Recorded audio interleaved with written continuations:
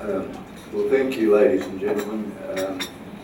Those who haven't yet finished their coffee can bring them back to their seats while as we resume for the panel discussion. Chris has mentioned to me that there was a question raised with him during the coffee break on which he'd like to comment.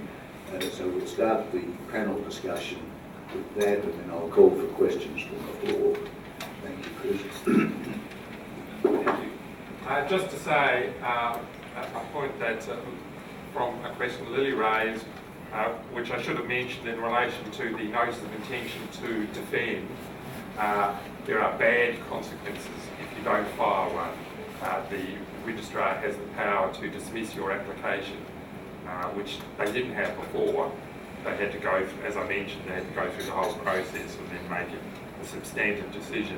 But now, if you fail to lodge a notice of intention to defend, then the registrar has the power to just dismiss the application without any further consideration. So it's a very important document. It's not hard to fill out, it's just a tick box sort of thing. There's no particulars, or you don't have to put in the details of your defence or anything you're going to say, but you have to lodge the notice of intention to defend. So just with that, Chris, if you do, let's say, finally get to the point where you lose it, say, your ability to actually register a trademark, in terms of cost, paying costs, do you also pay the other parties' costs as well, or is that something that they pay their costs, you pay their costs? Oh, my apologies.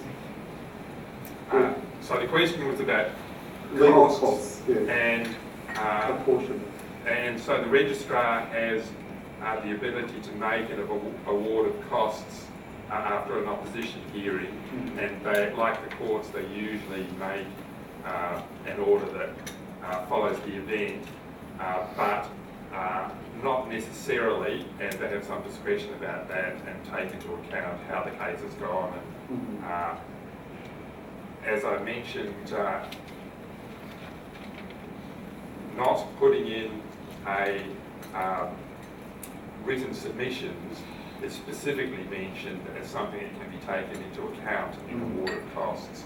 But there are other factors as well in terms of how much evidence is put on and particular conduct that may make a hearing officer decide not to make an award of costs that follows the event, but usually that's what they do. Yes, there's a question there. My question is directed to Andrew, and they may be similar questions. With trying to overcome the examiner's objections, prior use is obviously used prior to the registration of the other earlier registered mark. Does honest concurrent use need to be prior use, or can it be post-registration? No, honest concurrent use is generally post-registration. I should mention with prior use, the date that it must be prior to is the filing date, which is called the priority date. So it is the filing date at which the registered mark, the application to register the registered mark was filed.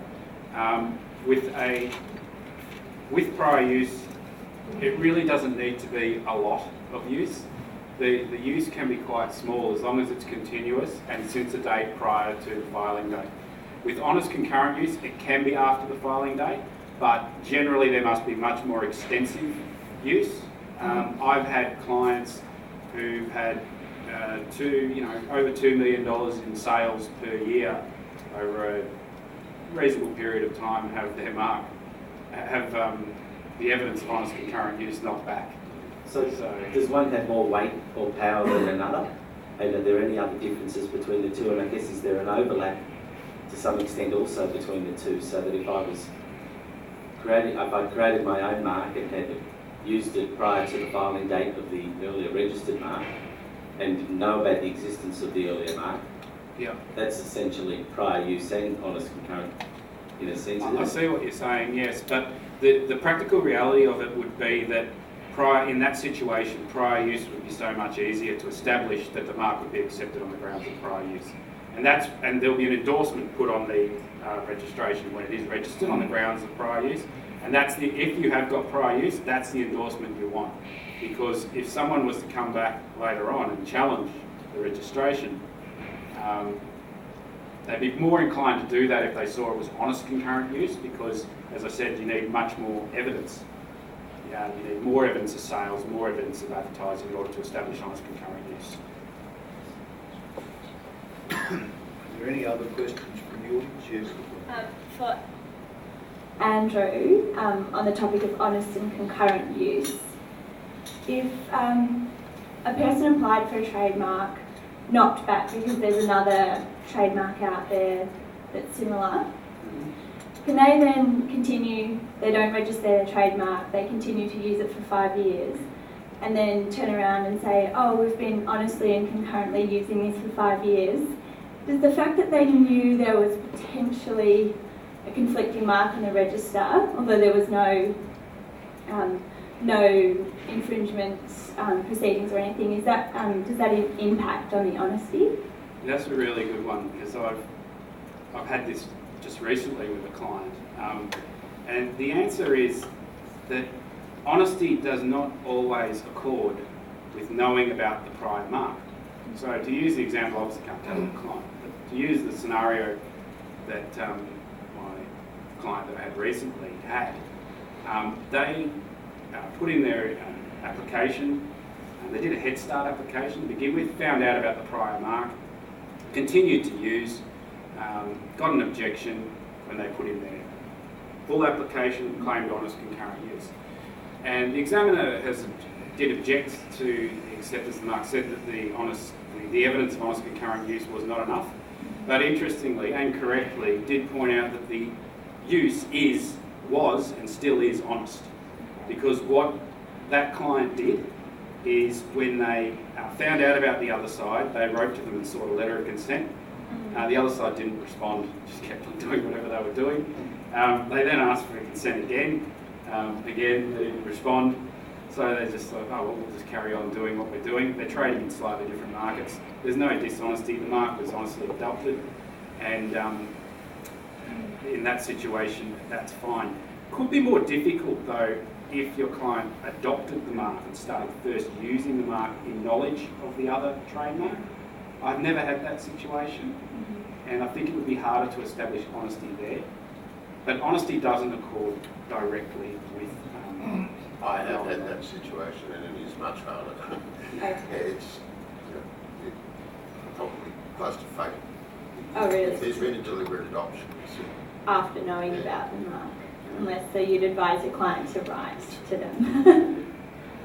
Yeah, and that's not a bad option either, because if your client put in evidence of honest concurrent use due to office policy, the other side, the similar mark to which they're trying to overcome, they're going to be notified anyway. Yeah. Because the office writes to them and says, hey, another application has been accepted on the grounds of honest concurrent use or prior use. They do notify them and give them an opportunity to do an opposition. But that's at the time that you try to file again.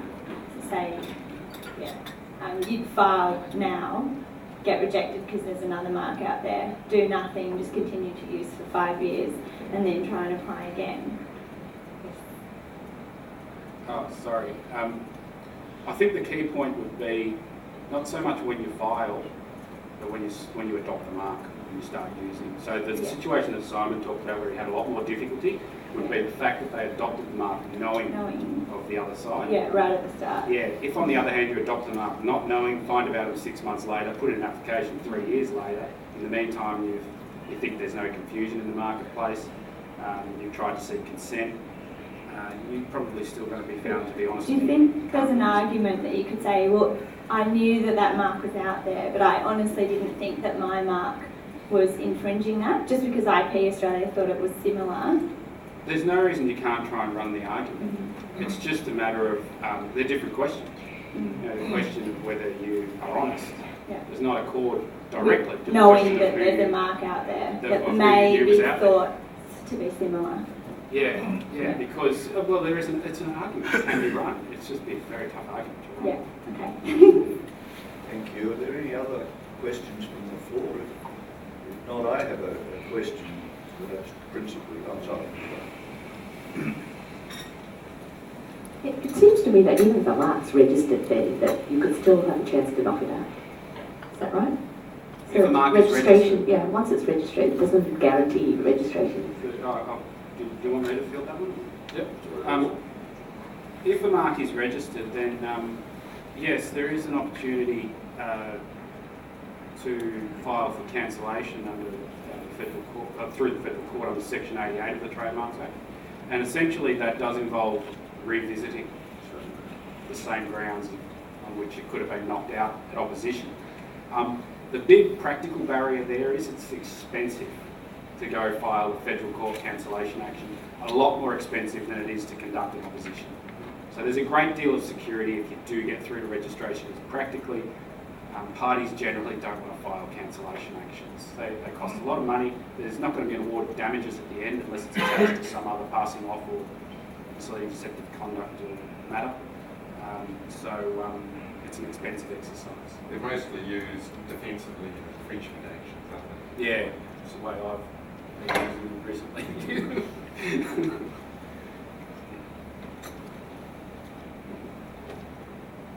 If there are no other questions from the floor, I had a question principally for Simon, and that is, there's been some references to defensive applications. My question is, how do they work in the light of what's been said about the need for continuous use? Well, they're a limited application in the sense that what they allow a well-known mark to do is create, for instance, Kodak I mentioned earlier. There was a situation that probably prompted it, the development of defensive marks, where I think it was a Kodak bicycle was going to go to the market. Kodak took umbrage because they felt their mark was so well known and understood that any use of it was likely to be deemed to have some connection with them. So there's been developed a species of application which people having sufficient fame in their mark can apply for. So continuous use is almost a sort of quite on that they need to be of a serious fame to even apply or be considered for a defensive mark. But what that does allow them to do is cross into lots of broader categories, not just the ones in which they traffic goods or services. That's really a sort of household name. Indeed. Situation rather than a use, a continuing use in a particular class. That's right. Any questions between members of the panel, or well, if there are no more questions, I'll thank you all for your attendance. And I'm sorry, which one? Just one quick one on the question of costs in the opposition proceeding. So costs with regards to opposition proceeding.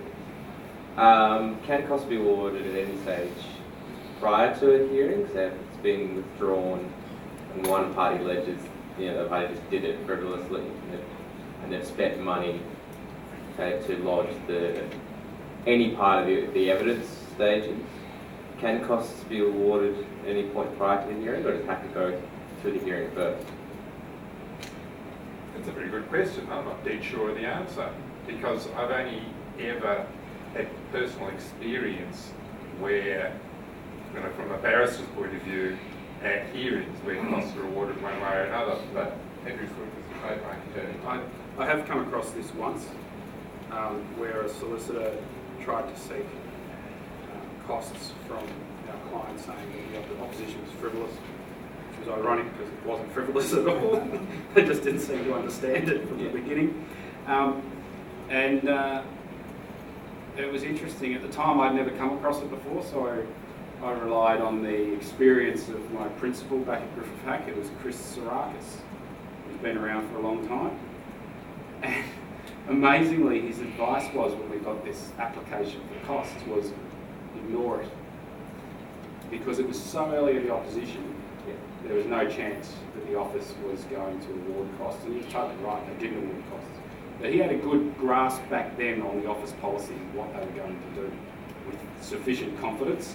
Yeah. Now that all these amendments have happened, I don't know. Yeah, because it seems like they're Be trying to careful stop this now. kind of thing happening. That might be. I suppose the only other thing I'd add to that, there is the opportunity for security of costs. It's not used very often because the cost levels are pretty small, but if you had reason to believe that it was frivolous or that the other side were not able to pay a cost award, you can seek through the registrar for there to be security for costs. And as a practical issue, probably the reason this hasn't popped up very much is at the early stages of the opposition, because the scale of costs is so small, you're talking about very small amounts of money. And so nobody's really going to go and fight over small amounts of money. That it's become accepted practice really that if the opposition's withdrawn at the very early stages, you're not going to get a cost of If there are no further, I'm sorry, there's one. So I just had a quick question about overcoming a Section 41 objection. You said that other than showing use and reputation in the market, prior use and reputation, there was also the potential of setting out legal grounds in written submissions. I'm just wondering what some of the examples of those might be. Well, just trying to think. Probably the example I used in the talk is probably a good one, which was where they said that the geographic place was, that there was this geographic place and therefore consumers would want to use, traders who come from that geographic place are going to want to use that word to describe their own goods or services as coming from there. If you do the research and you find the place is very, very small, well, there's good ground to argue against the Section 41 objection. As for legal grounds, there is case law setting out on what is and is not inherently adapted to distinguish, a lot of case law. Those words have existed since well before the 1995 Act, right into at least the 1958 or 55. 1955 Act, probably right back, I don't know how long. So those words have been around a very long time, and they're used in other jurisdictions such as the UK, the idea of inherently adapted to distinguish. So there's a lot of case law out there on what is and is not inherently adapted to distinguish. To give you, where you'd probably be up for some interesting legal argument is on perhaps new slogans. When a new slogan comes out, it doesn't have really a generic meaning to begin with. One trader might be using it exclusively. And then as time goes on, everybody starts using it. So once upon a time, the word app was probably, if used by one trader, would have been inherently adapted to distinguish. But if you go use the word app now, in relation to software, it's a generic word. So there's a good example probably of where you can argue the legal grounds are going to come into consideration and the factual grounds having a look at the marketplace and what is and is not commonly used by other traders. So you didn't mean if you couldn't argue those sort of grounds, then legal might be administration law, no reasonable person could have made this decision? No, that generally doesn't go down too well with examiners. That argument, I wouldn't recommend that one. No, what I mean is just having a look at prior... Within the trademark. Have a looking at prior cases. Even if, when you're dealing at the level of objections, even having a look at the state of the register and what they've been accepting as inherently adapted to distinguish. Because you can tell, because generally the office should include little notations or what they call endorsement when a mark has been accepted as having a level of inherent adaptability to distinguish that is lesser than being wholly inherently adapted to distinguish. Sorry to use confusing words, but it's a complex area. But generally you'll see that endorsement on the register, which will indicate the office, at least to some extent, thinks that this mark was not inherently adapted to distinguish, and therefore they only accepted it under evidence of use. And if that endorsement doesn't exist, then it would appear that they have accepted the mark as inherently adapted to distinguish. So you can use the state of the register to try and argue as well. So look, this is what you've done in the past, why don't you do this for us?